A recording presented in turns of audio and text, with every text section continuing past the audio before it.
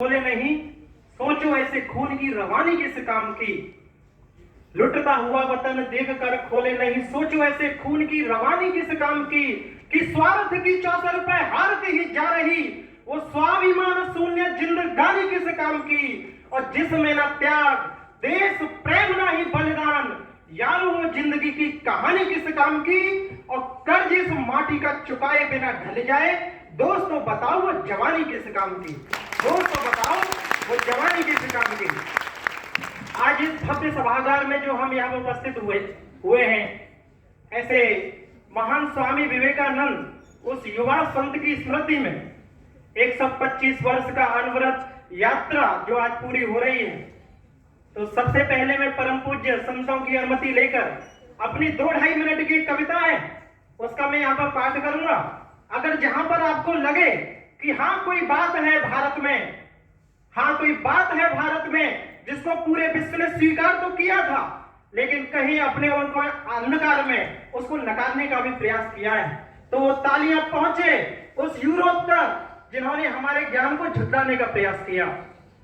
निवेदित करता हूं कि जब सस्य श्यामला वसुधा का यह गौरव ज्ञान सशंकित था, जब सस्य श्यामला वसुधा का यह गौरव ज्ञान सशंकित था, दुनिया के मानचित्र पे तब पश्चिम का वैभव अंकित था।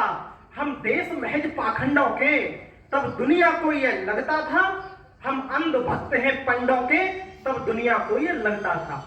अरे वो कहते थे कि भारत में कोई तर्क युक्त है ज्ञान नहीं, वो कहते थे कि भारत में कोई तर्क युक्त है ज्ञान नहीं, हम सर्व मूर्ख अज्ञानी हैं, कोई धर्म नहीं विज्ञान नहीं।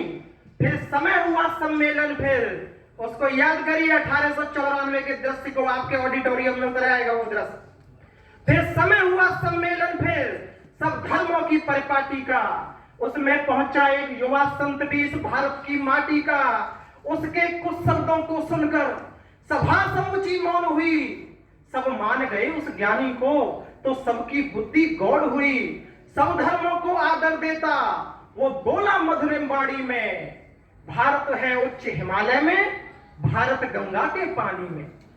भारत का दर्शन कहता है, तालियां रोकिएगा और आगे बजाइएगा, कि भारत का दर्शन कहता है कि सारा विश्व हमारा है, भारत ही तो दुनिया की हर संस्कृति स्वीकारा है।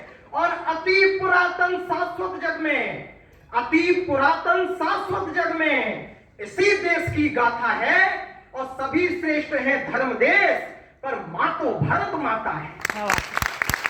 सभी श्रेष्ठ है धर्म देश, पर मां तो भारत माता है। कि सब लोगों ने विस्तार बताया अपने अपने धर्मों का।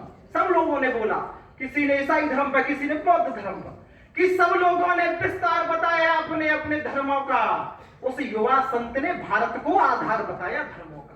उस युवा संत ने भारत को आधार बताया धर्मों का।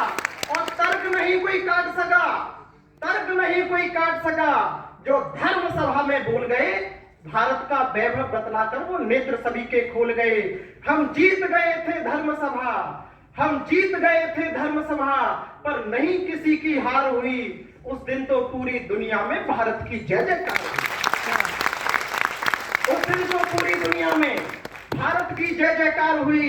भारत की यशो पताका के, भारत की यशो पताका के नवगीत बने, नव छंद बने। और वो युवा संत सन्यासी आगे चल के विवेकानंद बने।